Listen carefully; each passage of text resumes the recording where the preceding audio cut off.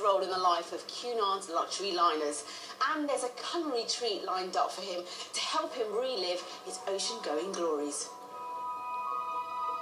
Now retired, Commodore Warwick has captained both the QE2 and later its replacement, this ship, the Queen Mary 2. Incredibly, his father Bill had also been the first captain of the QE2 when it launched in 1969.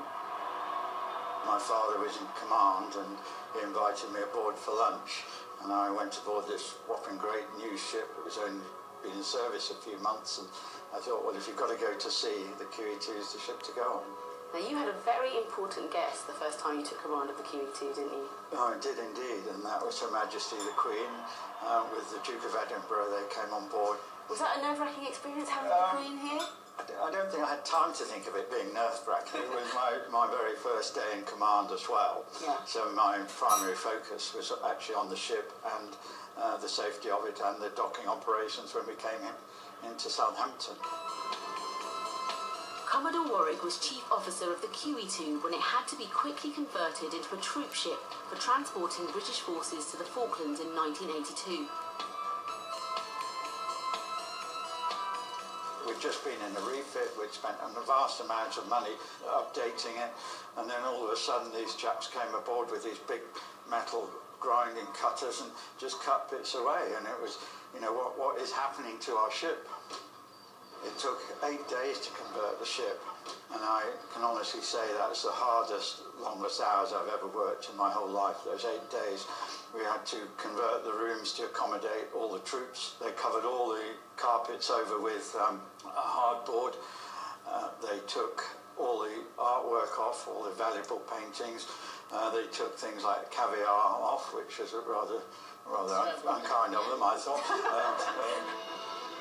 While the troops on the QE2 may have missed out on luxuries like caviar, on its replacement, the QM2, every voyage, 3,000 paying passengers demand the highest standards. How different is it cooking on a liner as opposed to a high-end restaurant on shore? I mean, if you look at where you are, you're actually based in one mini city or mini town, and everything that you need is actually on board. But still, it's actually logistics of actually getting all the items on board to make sure that we have enough food, we have enough commodities. Because you can't just pop down to the shop. Today, they're recreating the menu from when the QM2 first launched in January 2004, especially for Commodore Warwick, his wife, and invited friends. You would always eat with the passengers? Most nights on the transatlantic, except the first night, you eat here and have different guests each dinner. Oh. Yeah. What sort of guests would come and eat? There's lots of regular passengers. Sometimes you get a message from a friend who had a friend coming, a bit of a lottery who should join us at the table, but it was really great. We have 4 luxurious courses, including duck, pheasant, lobster, tenderloin of beef, and this elegant chocolate mousse fondant. Oh wow! But how does it compare to first time round on the QM2's launch? Very good. Just as good? Yes, just as good. What sort of memories does this meal bring for you? The grandeur of it, really.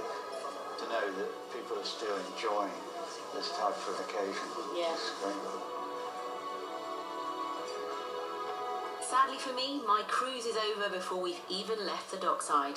But it's been great to be aboard for the cruise tribute to Commodore Warwick. I love a good salt and pepper cellar, don't you? And that was one of the best TV shots of the salt and pepper cellar I've ever thought. Oh, they look nice. So there you are, Queen Mary, still going strong. You had a lovely meal. Oh, it was lovely. And Commodore Warwick is a lovely, lovely man. I love him to bits. You might be watching. But the QE2 was sold to Dubai, but there is a good chance that it might come back to London. Yes, there's been 2 bids to sort of bring her back to her former glory. One by the Oceanic Group, Singapore company, but we're not going to talk about that. We want to talk about the QE2 London bid. They're a business consortium, they're investors, they want to bring her back to London and dock her by the O2. We've got some pictures, well, sort of like how they imagine her, how she would look. Doesn't it? Yeah. It looks Should it fantastic. be a hotel? Well, yes. I think it would make sense being so close to the O2. Go and have a fun night out. This is a nice method. Back to bid. Back to bid. Weddings, Maritime Heritage Centre, entertainment. Come on, see? Pop-up Okay, restaurant for you. that's all great, all very interesting, but none of this is important. Stand up, Angelica. She's having another one, everybody.